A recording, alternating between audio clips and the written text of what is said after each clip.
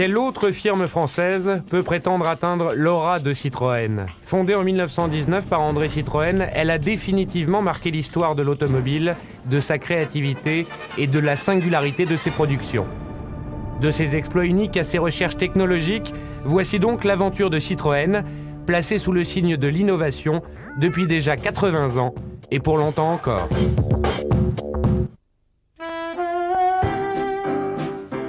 Tout partira de l'imagination de cet homme, André Citroën. Génial visionnaire, d'un dynamisme et d'une force morale incroyable, il va révolutionner en France et en Europe l'automobile, l'industrie et la publicité. La marque Citroën avait comme créateur un homme qui s'appelait Citroën. Et c'était lui, justement, qui avait les idées, qui avait envie de ne pas faire comme tout le monde, qui avait envie d'innover. Mais à tout propos, pour l'automobile, bien sûr, mais pour bien d'autres choses, sur bien d'autres sujets. C'était un créateur et un inventif. André Citroën, il ne faut pas l'oublier, avait fabriqué des obus de 75 à une cadence extraordinaire. Il en sortait des dizaines de milliers par jour. Alors quand, en 1919, il a transformé son industrie d'obus en industrie automobile, tout de suite, c'était l'idée de la grande série. Il a eu des contacts avec Henry Ford et il s'en est sorti renforcé parce que Henry Ford, lui, déjà, sortait depuis plusieurs années les Ford T en série. Et puis, créer une usine avec un personnel compétent, bien sûr, mais qui aime son travail. Il ne pouvait travailler qu'avec des gens qui aimaient ça.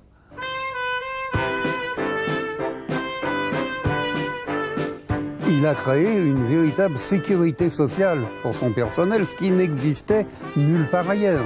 Il a créé aussi une aide pour les femmes enceintes. Il a beaucoup participé au bien-être de son personnel. Nous efforçons d'améliorer sans arrêt les conditions de votre existence à l'usine.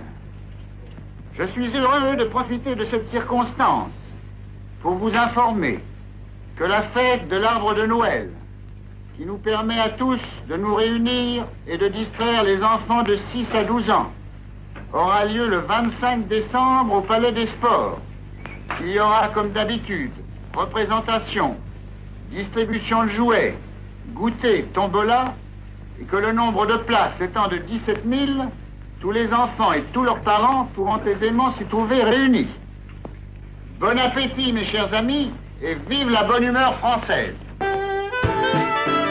Afin d'affirmer sa popularité, André Citroën ira jusqu'à créer des compagnies de bus et de taxis et installer le premier réseau de signalisation routière.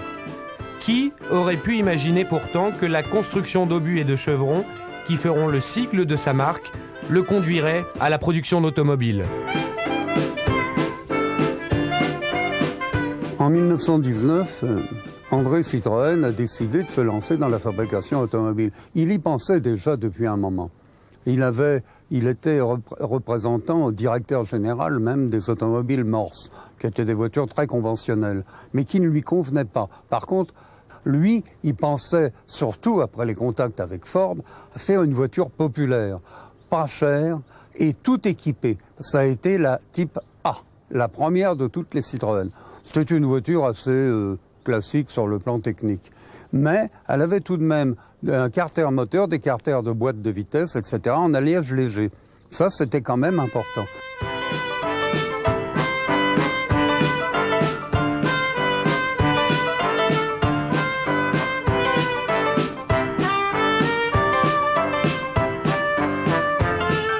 En 1925, Citroën sort une voiture qui était la suite de la série A et de la série B, qui était la B14. Et elle avait un moteur tout à fait nouveau, parce que le bloc cylindre, avec ses trous dedans, là, recevait dans chaque alésage, chaque cylindre, un appareil qui descendait. Cet appareil avait des galets cylindriques tout autour de l'axe principal. Et ces galets pouvaient s'écarter par un excentrique qu'il y avait dans le milieu. Alors on descendait ce chapelet de galets dans le cylindre et on écartait les galets. qui venait écraser l'intérieur du cylindre avec une pression étonnante, à tel point que les cylindres étaient fabriqués plus petits que la cote définitive, puisqu'on l'élargissait. Ça donnait une dureté à ces cylindres extraordinaire. Ils étaient inusables. Et le procédé, malheureusement, a été abandonné parce qu'il était trop cher. Toujours dans l'idée de faire parler de lui, de faire parler du nom de Citroën, cet homme génial a décidé de fabriquer des autochenilles, avec, pour les chenilles, l'aide d'un grand ingénieur, Instinct et Kegress. Kegress est le nom qui est resté de ces chenilles en caoutchouc, ce qui était tout à fait nouveau. Et puis, ça a été la création de la croisière noire et finalement de la croisière jaune. Et tout ça a été une époque qui a coûté très cher à Citroën. Il a essayé d'en vendre en France à l'industrie pour remplacer les tracteurs agricoles. C'était cher, les chenilles étaient relativement fragiles, les réparations presque impossibles, et il n'y a pas eu de suite. Dans les années 20 et 30, Citroën va aller d'invention en invention à tous les niveaux. Il est par exemple le premier à éditer des revues techniques sur ses modèles. Concernant ses véhicules, André Citroën, toujours à la recherche d'un meilleur confort, adopte en 1932 un brevet français vendu à Chrysler, le moteur flottant, qui consiste à monter la mécanique sur cylindre bloc. Bien avant, en 1925, il décide de renforcer la sécurité de l'habitacle et utilise la coque tout acier. Auparavant, la carrosserie était constituée d'une structure en bois à panneaux de tôle qui ne pouvait résister à aucun choc. L'utilisation exclusive d'acier constitue alors une grande innovation pour la sécurité routière.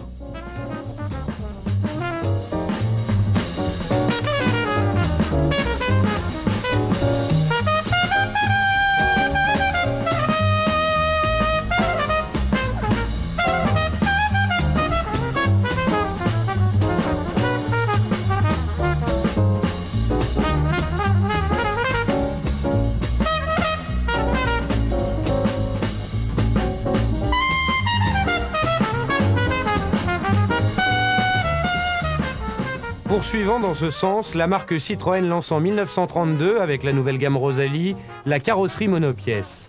Il ne s'agit pas encore d'une structure véritablement monocoque, mais l'ensemble des panneaux latéraux sont pressés d'une seule pièce, ce qui constitue une formidable innovation dans le domaine de l'emboutissage.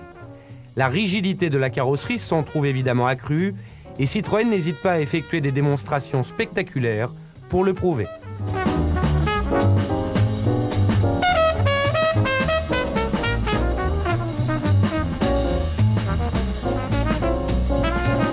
De telles inventions s'accompagnent logiquement de coûts de production plus élevés, les techniques de fabrication et les machines-outils étant de plus en plus perfectionnées. Malgré le succès considérable de ces automobiles, André Citroën s'endette d'année en année pour améliorer sans cesse. Les effets de la crise économique de 1929 commencent néanmoins à avoir des répercussions dramatiques sur l'ensemble de l'industrie. En 1932, la production chute de moitié et Citroën est contraint de licencier massivement et d'effectuer des contrôles draconiens sur les finances. Ce qui ne l'empêche pas d'agrandir à grands frais le site de Javel en 1933, emporté par un enthousiasme et une mégalomanie aveugle. Continuellement animé par l'envie d'aller toujours plus loin dans l'innovation et d'avoir plusieurs longueurs d'avance sur la concurrence, Citroën lance en 1933, contre l'avis des financiers, l'étude d'une automobile révolutionnaire à tout point de vue. Citroën pensait déjà depuis un moment faire une traction avant. Et voilà que Lefebvre arrive avec ce projet. L'accord a été conclu tout de suite. Et un an après, vous me suivez bien, hein, de mars 1933, mars 1934, la traction était finie, elle roulait et elle était présentée au concessionnaire, en partant de zéro. Aucune autre pièce d'aucun autre modèle de Citroën n'avait été réutilisée. On serait incapable de faire, en partant de zéro, une voiture aussi révolutionnaire que celle-là. On serait incapable de le faire maintenant.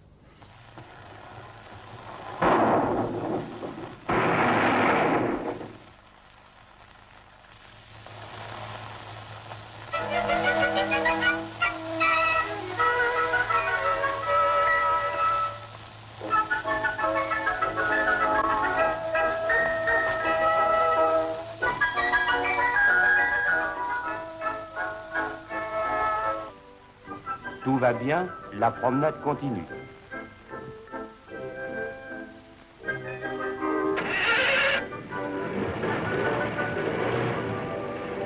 Alors cette traction avant avait une carrosserie coque, ce qui était nouveau. Elle avait un plancher plat, lisse, donc aérodynamique. Elle avait une suspension par bord de torsion. Elle avait un tableau de bord nouveau, les vitesses sur la planche de bord. À l'avant de cette coque, il y avait 4 broches avec 4 boulons et on pouvait en enlevant les 4 boulons, enlever tout le train avant d'un bloc, le moteur, la boîte de vitesse, les cieux, les roues, le radiateur, tout sortait d'un bloc, comme un tiroir. Et puis, ça a été le succès de la traction avant.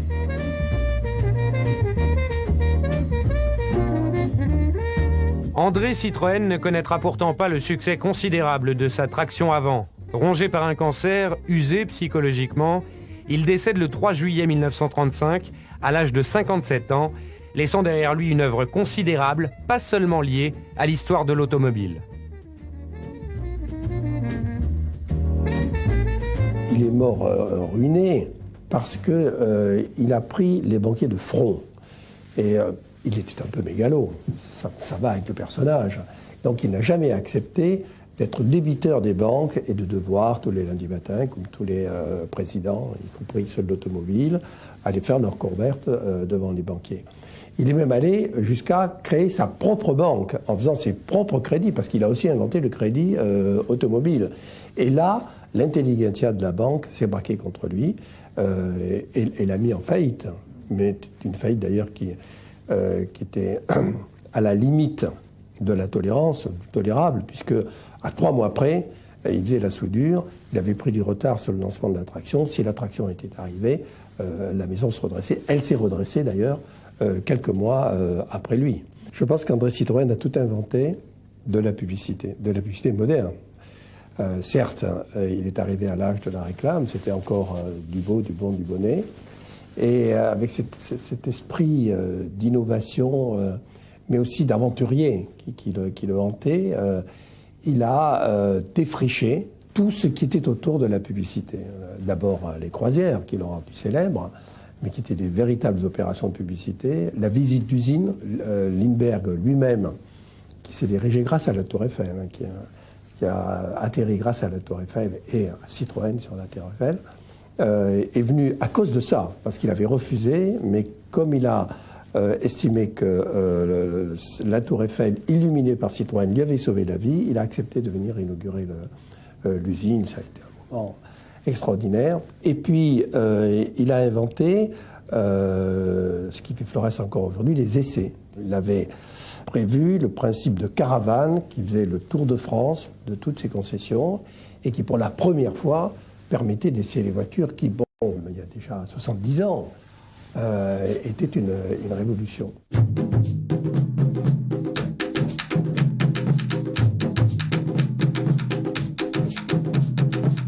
En 1922, André Citroën va lancer ses fameux raids à travers l'Afrique et l'Asie. La traversée du Sahara en 1922 et 1923, puis la fameuse croisière noire en 1924 et 1925, vont constituer un fantastique défi technique et humain, permettre d'explorer des terres encore méconnues et apporter à Citroën une publicité sans précédent.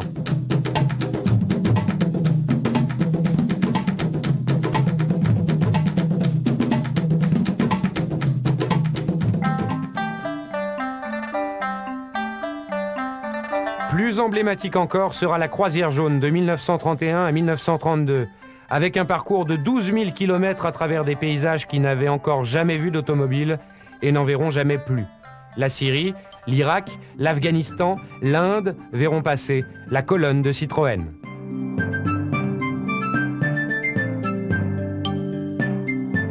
Les autochenilles passeront même à travers les plus hauts sommets du Tibet, bien qu'il ait fallu parfois les démonter pièce par pièce. Puis ce seront les vents de sable du désert de Gobi qui attendront les aventuriers français. L'arrivée triomphale à Pékin consacrera l'endurance des mécaniques Citroën, 12 des 13 autochenilles ayant pris le départ, franchissant les portes de la capitale chinoise.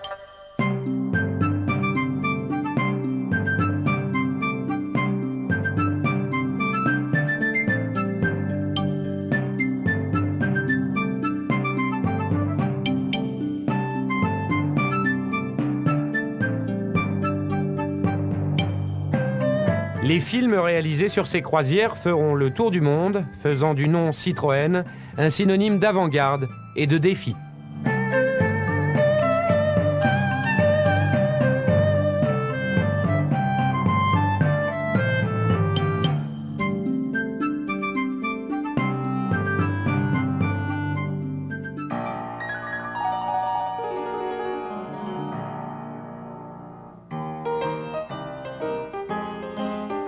En 1925, André Citroën aura une autre idée pour faire connaître sa marque. Toujours grandiloquent, il n'hésitera pas en effet à investir toute la hauteur de la Tour Eiffel pour y installer son nom en lettres de feu. Des milliers d'ampoules et de mètres de câbles électriques seront nécessaires pour parvenir à créer cette publicité géante. Pour mener à bien l'installation, on fera appel à des voltigeurs, trapézistes et autres cascadeurs capables de travailler à plusieurs dizaines de mètres du sol sans connaître le vertige.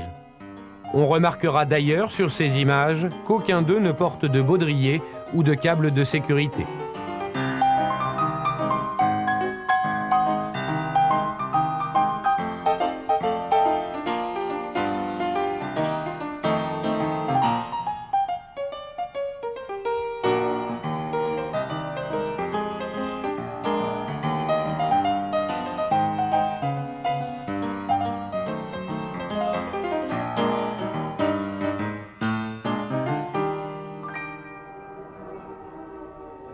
Une 8 chevaux Citroën de série, petite Rosalie, a parcouru sur l'autodrome de Montlhéry, à plus de 93 de moyenne, 300 000 km en 134 jours, ce qui représente près des 4/5 de la distance de la Terre à la Lune. Jamais voiture au monde n'avait approché une telle performance. La 8 chevaux Citroën Petite Rosalie a été achetée chez un concessionnaire parisien de la marque par la société des huiles Yaco et mise en piste par elle le 15 mars 1933. La voici au 62e jour de sa ronde qui jusqu'alors s'est déroulée sans histoire. À cette date, elle commence à établir de nouveaux records du monde, puisqu'elle vient d'atteindre 140 000 km et de surpasser par conséquent l'exploit de son aîné. Voici, devant la ligne de départ, le poste de contrôle où se tiennent en permanence jour et nuit les commissaires techniques et chronométreurs officiels de l'ACF. La tentative est contrôlée d'une façon permanente par les commissaires techniques de l'Automobile Club de France qui veillent impitoyablement à la stricte application des règlements internationaux.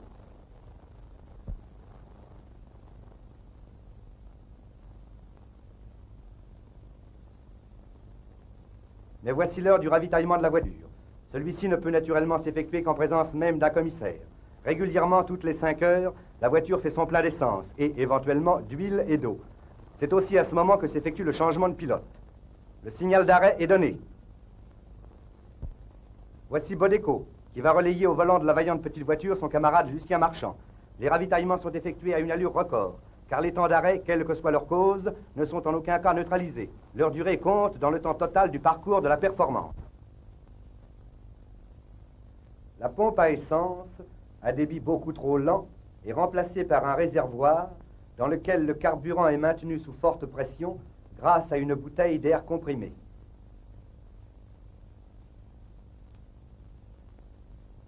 Le plein d'huile est effectué sous la surveillance du commissaire qui replombe ensuite l'orifice de remplissage du moteur.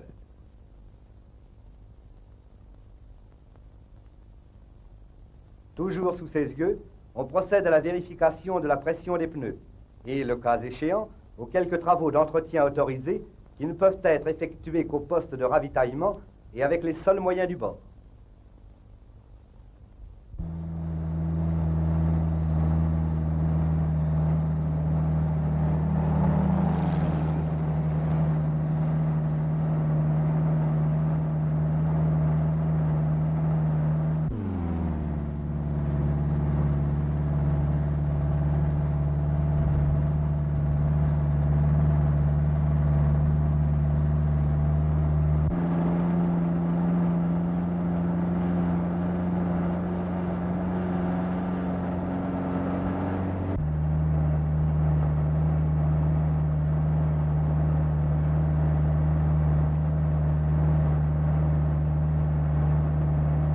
Est-ce une concurrente étrangère? La Ford Valentine, qui n'est certes pas d'un modèle des plus récents, va-t-elle s'attaquer au record de petite Rosalie? Non. Elle vient simplement faire sa promenade quotidienne pour semer les 125 lanternes tempête qui jalonneront la nuit le bas-côté de la piste.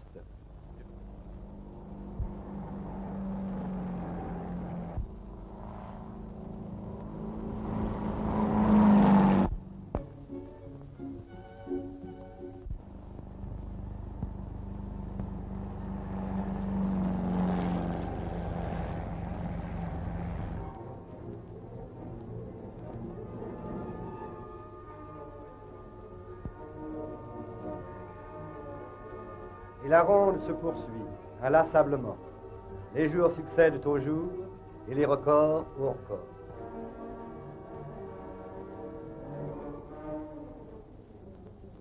Le 27 juillet, petite Rosalie, ayant parcouru la formidable distance de 300 000 km en 134 jours, M. Citroën décidait de l'arrêter avant que l'usure ou un accident fortuit ne la mette hors de course, désirant que l'examen détaillé de ces divers organes permette de faire le point des progrès accomplis en vue de préparer les progrès à venir.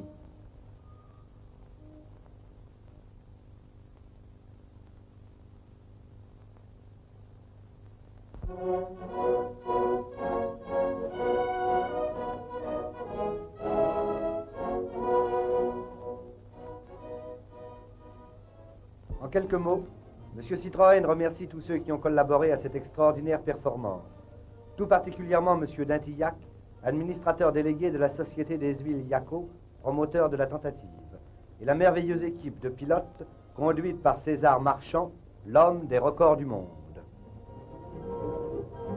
Afin de stimuler les recherches des ingénieurs en vue de nouveaux progrès à réaliser, M. Citroën termine son allocution en annonçant qu'il vient de décider d'offrir un prix de 3 millions aux constructeurs français ou étrangers qui, avant le 1er janvier 1935, réaliserait le premier, avec une voiture de sa fabrication, une performance meilleure que celle établie par Petite Rosalie. À la fin du lunch qui termine la manifestation, Petit Rosalie fait un dernier tour de piste, piloté par M. André Citroën lui-même.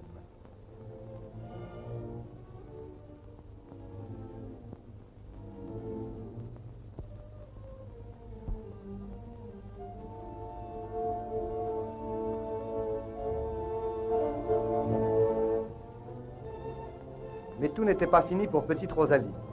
Son capot est soigneusement plombé par un commissaire.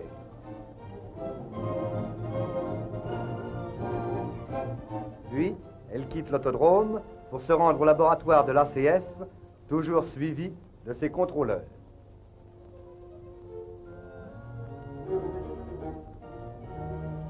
Le directeur du laboratoire, M. Lumet, vérifie lui-même la cylindrée de Petite Rosalie. Quelques jours après, il se rend aux usines Citroën pour choisir au hasard sur la chaîne de montage un châssis 8 chevaux, afin de s'assurer par l'examen comparatif des organes des deux châssis que Petite Rosalie est bien de série.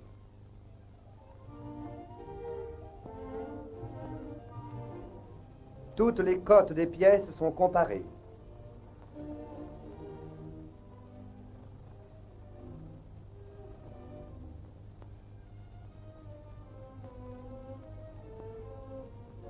Leur identité est encore contrôlée par la comparaison de leur poids.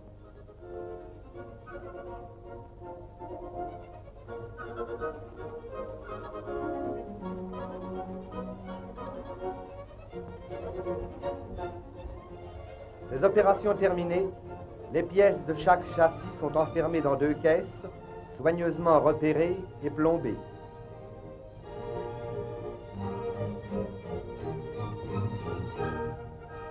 Elles sont transportées au laboratoire des arts et métiers, où une commission composée des plus éminentes personnalités scientifiques françaises examine en détail les pièces homologues et constate leur parfaite identité au point de vue chimique et métallographique.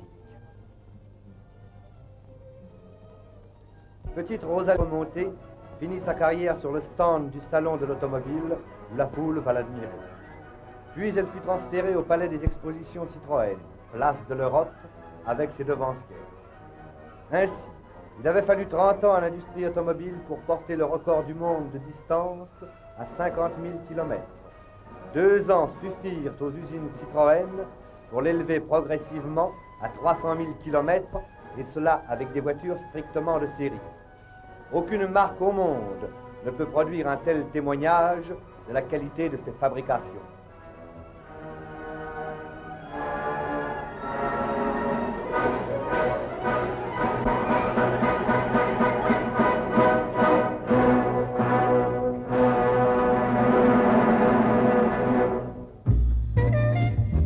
Raids internationaux, records, publicité, André Citroën aura révolutionné les méthodes de communication des grandes entreprises. Après sa mort, il faudra attendre la fin des années 50 et l'arrivée du studio Delpire pour retrouver des publicités Citroën novatrices. Dans les années 70, la collaboration avec le publiciste Jacques Séguéla perpétuera une certaine innovation dans ce domaine.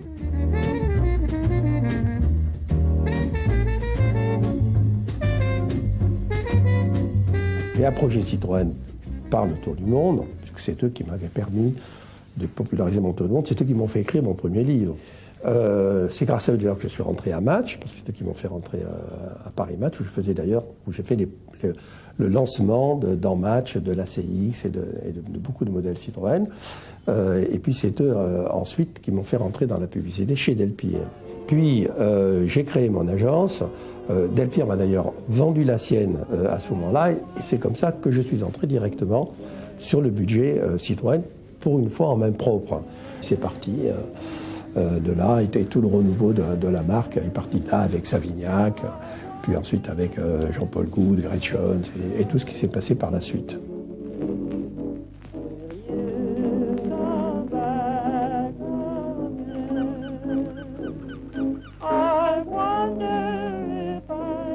La capacité à produire des publicités originales était bien évidemment renforcée par le fait que les Citroën étaient des autos d'avant-garde.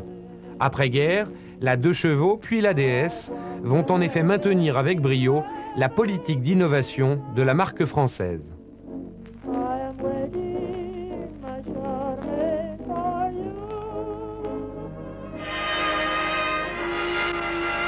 À Paris, le 35e salon de l'automobile a été inauguré par M. Vincent Auriol, président de la République, dont la première visite a été pour ceux qui, comme Franet, sont devenus, par leur luxueuse conception de la carrosserie, les grands couturiers de la voiture. Il est loin le temps où le poète parlait de ces machines qui permettaient d'absorber en un jour autant de paysages, de ciel et de spectacles qu'on en absorbait autrefois au cours de toute une vie. Le temps où, loin des remises et des gares, loin des ateliers secourables, l'automobiliste était à la merci des caprices d'une force mystérieuse qui nous laissait inquiets sur l'avenir de la géniale découverte de l'homme. Une véritable révolution a été provoquée dans le domaine du véhicule économique par Citroën, qui présente un modèle de conception pour le moins original. Peut-être verrons-nous demain ces véhicules circuler sur nos routes. Et la 2 chevaux a pris naissance, un prototype, en 1935. Alors, il y a eu tout sur la 2 chevaux. Il y a eu des monocylindres, des bicylindres à refroidissement par eau, à refroidissement par air. Il y a eu de tout, des moteurs de temps. Tout a été essayé. La carrosserie a été, parce qu'on voulait gagner du poids, elle a été faite en toile cirée, tendue sur des arceaux métalliques, toujours pour gagner du poids. Et une voiture qui devait être très économique et qui devait pouvoir passer la nuit dans un champ comme un tracteur. Elle devait être sans entretien. Et puis la guerre est arrivée. Le bureau d'études Citroën a continué de travailler quand même sur sa 2 chevaux, mais elle n'avait pas de batterie, pas d'entretien. Il y avait un lanceur à main, et puis il y a eu un lanceur à pied, avec une pédale. Et puis c'était pas pratique du tout. Cette voiture, qui était parfaitement viable en campagne, avait un grave inconvénient. Elle ne pouvait pas stationner la nuit en ville, parce qu'à l'époque, le code de la route, qui était beaucoup plus sévère que maintenant sur ce cas précis, les voitures en ville, la nuit, devaient être éclairées. Impossible d'éclairer une voiture sans batterie. On ne pouvait pas mettre une pile, non. Alors un ingénieur du bureau d'études, c'est vous dire si ce bureau d'études était éclectique, il s'était beaucoup intéressé aux insectes autrefois, et il a eu l'idée d'élever des vers luisants, en se disant, je vais extraire de cet insecte sa partie phosphorescente je vais en faire un agglomérat, on mettra ça dans des petites boules qui seront placées de chaque côté de la 2 chevaux, comme ça la nuit, elle sera éclairée. Alors, il a élevé des vers luisants, mais malheureusement, ces pauvres bêtes, quand elles étaient mortes, ne luisaient plus. L'idée s'est arrêtée là. Et puis la 2 chevaux a continué avec, cette fois-ci, une batterie. Alors, elle avait une suspension par ressort placée latéralement. Et cette suspension avait une particularité, c'est qu'elle était à interaction. C'est-à-dire, si une roue avant se soulevait en passant sur un obstacle, sur une pierre, eh bien la suspension faisait réagir la roue arrière du même côté et la faisait dresser pour maintenir la carrosserie. Et puis, elle consommait très peu, elle craignait pas le gel, elle est devenue la voiture populaire des Français. Et avec des délais de livraison qui ont atteint 7 ans, même presque 8 ans, tellement tout le monde la demandait. La 2 chevaux va en effet devenir la plus populaire des voitures françaises, séduisant aussi bien le paysan que la jeune bourgeoise éprise de liberté.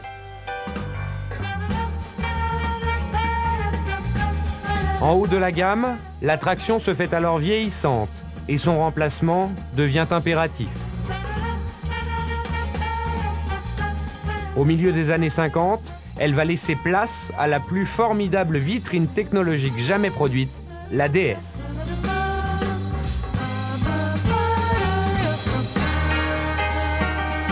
La plus grande innovation de cette nouvelle berline sera constituée par l'utilisation massive de l'hydraulique, déjà testée sur la traction 15H. Aux êtres vivants, on a emprunté le mécanisme circulatoire. Pulsation du cœur, pression constante dans les artères. Cette fonction vitale est assurée par un système central. La pompe, l'accumulateur, le réservoir maintiennent sous pression constante l'huile en circulation. Ce cœur mécanique est relié au bloc de suspension de chaque roue qui comprend une sphère mi-gaz, mi-huile, un piston solidaire de la roue, un bras de levier actionnant le clapet du correcteur de hauteur, véritable verrou qui commande les relations entre circuit central et sphère. Si l'on charge la voiture, le piston comprime le gaz, l'huile sous pression libérée par le clapet pénètre dans la sphère et repousse le piston. La voiture revient donc doucement à son niveau. Quel que soit le point chargé, le même phénomène se produit. Le cœur mécanique permet donc à la voiture de retrouver sa ligne de flottaison à hauteur constante au-dessus du sol. Si l'on décharge la voiture, le gaz comprimé se détend, l'excès d'huile retourne au réservoir, la voiture revient à son niveau. Les bosses et les petits cahots n'influencent pas le clapet du correcteur de hauteur. Dans les sphères, un dispositif de laminage amortit les mouvements de l'huile.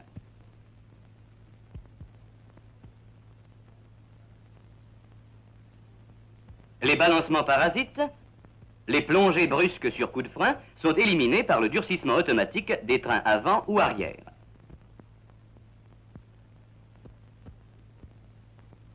Ainsi, la suspension hydropneumatique a supprimé tous les éléments métalliques de la suspension classique.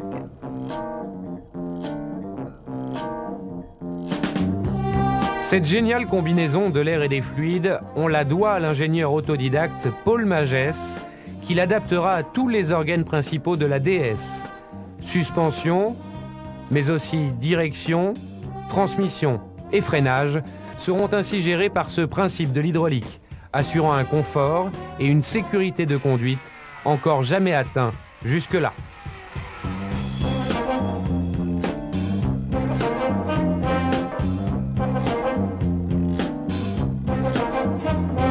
Le père de la DS est le même que celui de la traction et de la 2 chevaux. André Lefebvre, ingénieur de génie, peut-être le plus important de l'histoire de l'automobile, fut recruté par André Citroën en 1933. Pendant plus de 20 ans, c'est à lui et à son équipe que l'on devra cette incessante course à l'innovation. Une volonté avant-gardiste qui fera prendre à la marque au double chevron près de 20 ans d'avance sur la concurrence. Jamais un bureau d'études n'aura fourni autant d'idées nouvelles et de progrès techniques sur des automobiles de grande série.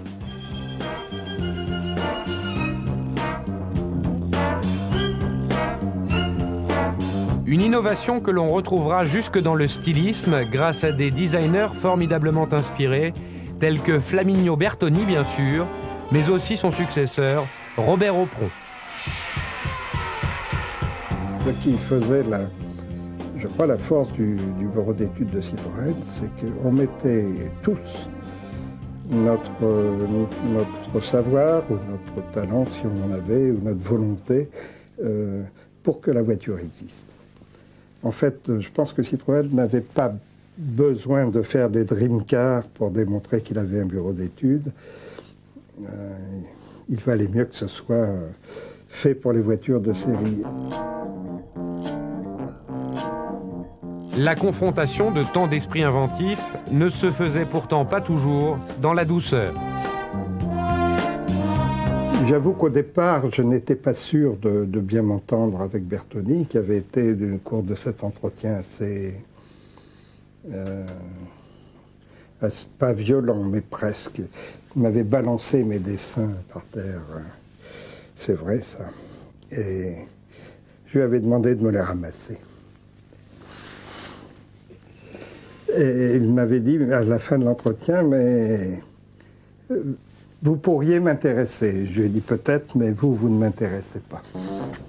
Les deux hommes vont pourtant collaborer et leur premier travail sera de restyler la DS, si possible en innovant encore. Le projet de Bertoni, qui avait été un projet fait très rapidement, ne tenait pas compte des encombrements des optiques et avait une certaine finesse naturelle, si vous voulez. Et quand il a fallu monter le gros phare de 180 plus le phare additionnel de 135, je crois,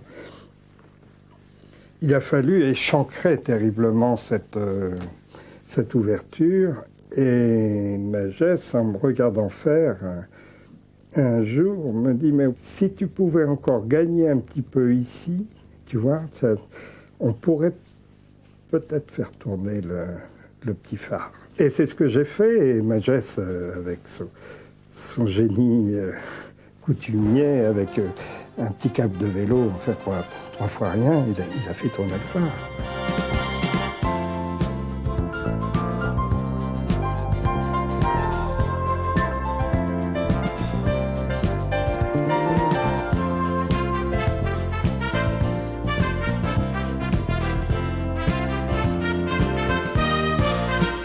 À la fin des années 60, Citroën va alors faire feu de tout bois et développer de nouvelles techniques et concepts tels que la Méhari, un véhicule de loisir à carrosserie en plastique sur plateforme 2 chevaux. Puis viendra la GS, une berline moyenne gamme résultant de grandes recherches aérodynamiques. Bon, la GS, c'est un véhicule avec une faible motorisation qui doit avoir un bon CX, un bon SCX. Et donc, nous partons en recherche très, très rapidement là-dessus. Donc, ça a été un succès. Ça a été un succès parce qu'on a eu le prix de la voiture de l'année, on a eu le prix de style car styling, enfin, tas de choses comme ça à l'époque. Sur le plan technique, le début des années 70 est marqué par l'étude des moteurs à piston rotatif, suivant le principe du Dr Wankel. 2 modèles produits en petite série, la M35 puis la GS Birotor, verront le jour. Mais la crise pétrolière et divers problèmes de fiabilisation viendront à bout du projet. Entre-temps, Citroën aura également produit le plus fantastique coupé de grand tourisme français, la SM. Il y a d'abord eu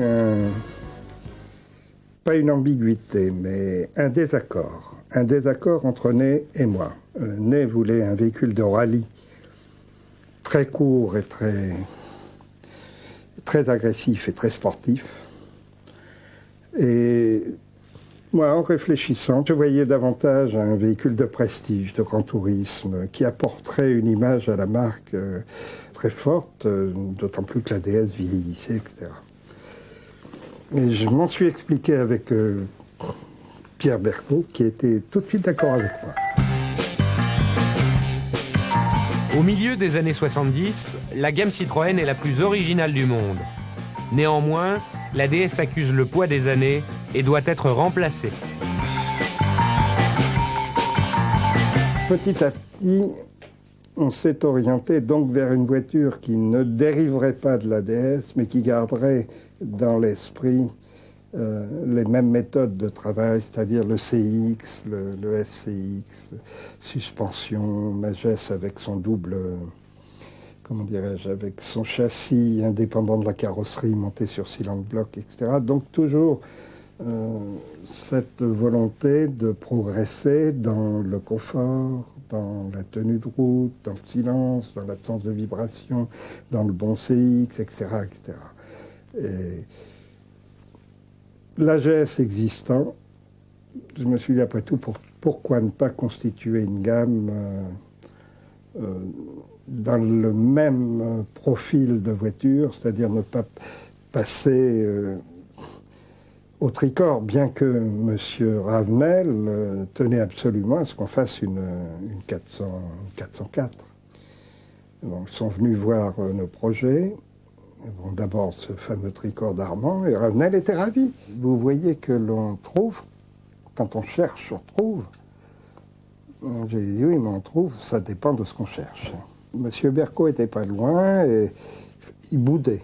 Je sentais que c'était pas son truc. Alors, je me suis retrouvé un moment à côté de lui et je lui ai dit, vous savez, j'ai une étude en parallèle. Ah bon, où est-elle? Alors, on avait notre système de cloison, vous avez vu des photos accordéon. Je l'ai emmené voir la maquette de la GS, de la CX, pardon. Il était ravi. Il a appelé tous les autres. Il leur a dit, perdez pas votre temps là-bas, voilà ce qu'il faut faire. Et là, son sourire était revenu. Mais par contre, celui de Ravenel était parti. Il était persuadé qu'en faisant des Peugeot, ça allait marcher. Bon, En effet, sous contrôle Michelin depuis 1935, Citroën est racheté par Peugeot en 1974. Ainsi, la Hélène et la Visa ne seront que des Sochaliennes maquillées, boudées par les vrais citroënistes. Si j'étais resté avec eux, c'est eux qui m'auraient foutu à la porte, parce que j'aurais jamais accepté de faire une Visa. C'est pas possible. Il n'y a pas eu d'évolution, c'est rétrograde plutôt. La faute n'en incombe pas nécessairement seulement à Peugeot. Peugeot part d'un sentiment très clair, très net, il faut faire de l'argent, le président est un banquier. Bon, à partir de là, il est facile de comprendre ce qui va se passer au point de vue de la Banque d'Orcane. Mais quelques gens de chez Citroën, et pas parmi les moindres, même Falconet. Falconet dit à un moment, la 2 chevaux est irremplaçable, donc elle ne sera pas remplacée. C'est très simple, il faut toujours aller plus vite avec plus de sécurité, plus de confort, et selon la gamme, avec des prix comme la 2 chevaux justes. Vous alignez ces paramètres, ils sont éternels et vous progressez. Vous posez-vous toujours cette question et l'automobile progressera. Alors à partir du moment où on ne se pose plus ces questions, où la seule question c'est combien on gagne, tout le reste devient secondaire. Et en fait, la voiture la meilleure, c'est celle du concurrent moins cher, quoi. On ne modifie pas du jour au lendemain une marque qui s'est créée autour de l'innovation de ses produits.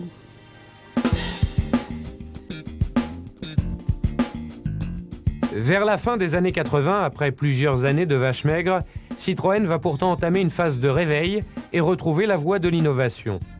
Les prototypes Activa et Activa 2 vont ainsi renouer avec la grande tradition de la firme au double chevron, celle de proposer le meilleur confort et la plus grande sécurité de conduite possible.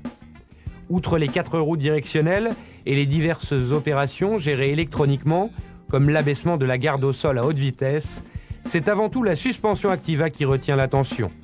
Héritière directe de la suspension oléopneumatique de Paul Magès, elle en est l'évolution et la quintessence.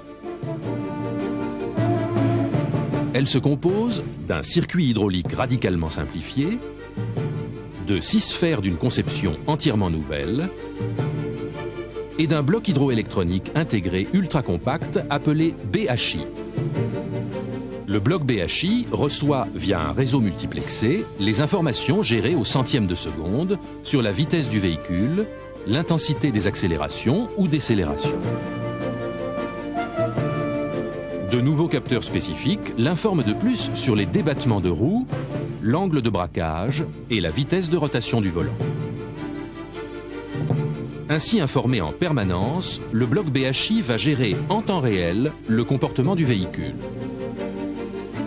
La troisième sphère, présente sur chaque essieu, selon qu'elle sera mise en circuit ou hors circuit, permettra, en faisant varier simultanément la flexibilité et l'amortissement, d'exploiter deux états de fonctionnement, souple ou ferme.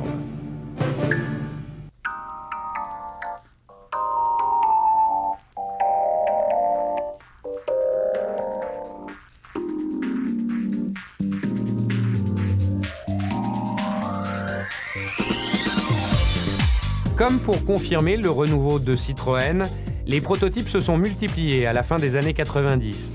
Divers concept cars issus du bureau d'études, comme la majestueuse berline Lignage C6, empruntent aux autos des grandes heures comme la DS ou la CX. À noter pour les amateurs que la Lignage préfigurerait la prochaine grande berline offerte par Citroën en l'an 2003.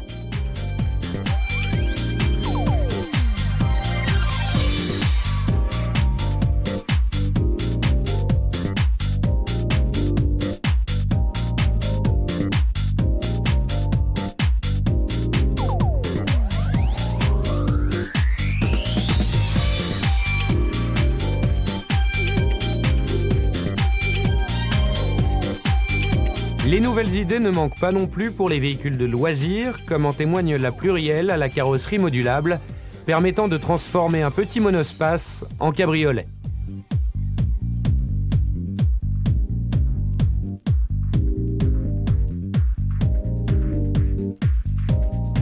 Citons encore l'Osmose, défi idéologique puisqu'il envisage de réconcilier les automobilistes avec les piétons. À Paris, Irène et Paul dans leur Osmose. Destination Saint-Cloud. D'ailleurs, c'est écrit.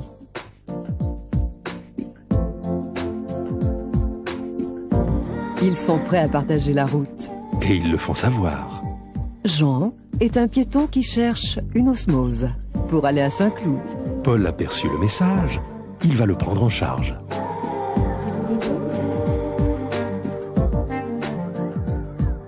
Chacun vit sa vie. Mais la route est partagée.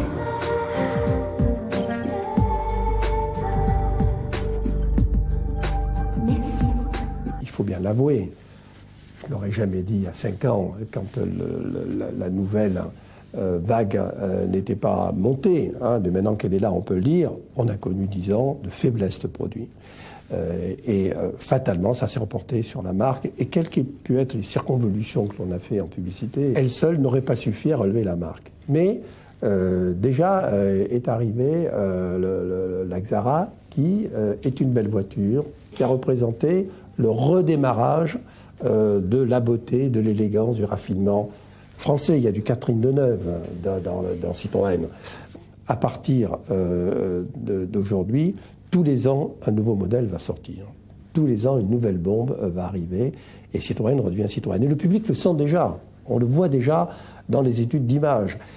Et les Français, avec beaucoup de patience, ont tout pardonné à cette marque parce qu'ils ont espéré et cru en la marque. Essayons de partager ce bel optimisme et espérons que pour fêter son centenaire en 2019, Citroën sera une marque plus que jamais présente et synonyme d'innovation. La dernière berline C5, à la ligne élégante mais conventionnelle, fait aujourd'hui partie des automobiles les plus sûres et les plus confortables au monde. Que peut-on imaginer de plus que Citroën réalise une bombe aussi exceptionnelle que fut la DS il y a plus de 50 ans.